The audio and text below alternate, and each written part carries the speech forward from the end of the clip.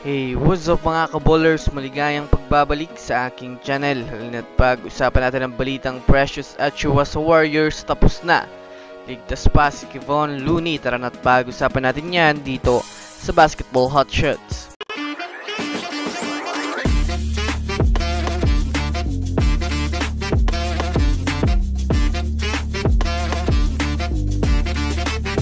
Una nga muna tayong dumako mga kaballers sa balita patungkol sa tapos na nga daw po mga kaballers ang usap-usapang trade ng Los Angeles Lakers at Portland Trail Blazers.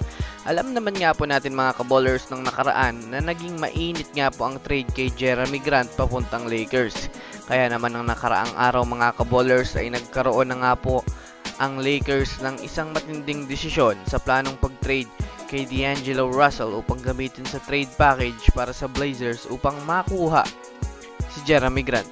Ngunit tinanggihan naman nga po ito mga kaballers kaagad ng Portland Trail Blazers sa kadahilan ng mayroon na rin naman ang Portland Trail Blazers ng maraming point guard na magagamit. Bukod pa dyan, hirap rin nga pong ibigay mga kaballers ng Lakers itong si Rui Hachimura dahil na rin naman sa isa rin nga po ito sa kanilang iniingat-ingatan na player ngayon. Kaya naman masasabing tapos na nga po mga kaballers ang trade kay Grant. Ito ay dahil na rin naman sa hindi nga po nagkakaroon ang magkabila ang kupunan ng pagkakasundo dahil na rin naman sa target nga pong makuha ng Portland Trail Blazers si Dalton Knecht na ayaw naman ibigay ng Los Angeles Lakers. Samantala, dumako naman tayo mga kaballers sa balita patungkol sa tapos na nga po mga kaballers ang balitang trade ni Precious Achiuwa sa Warriors. Well, naging mainit nga po mga kaballers ng nakarang araw ang trade sa pagitan ng New York Knicks at ng Golden State Warriors dahil sa naging pag-uusap nga po ng front office ng Warriors at ng Knicks sa pag-swap ng big man.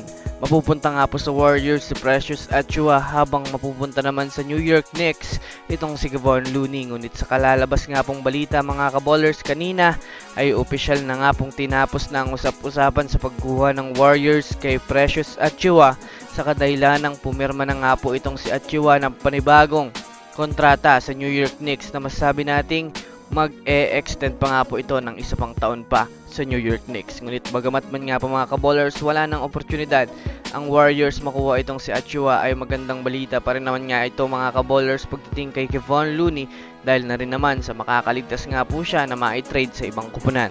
So yun lamang mga kaballers, yun lang naman ang pag-uusapan natin ngayon. Pindutin ang subscribe and hit nyo na rin ang notification bell para sa mga susunod na updates sa mundo ng basketball. Again, this is Basketball Hotshots. Thanks for watching.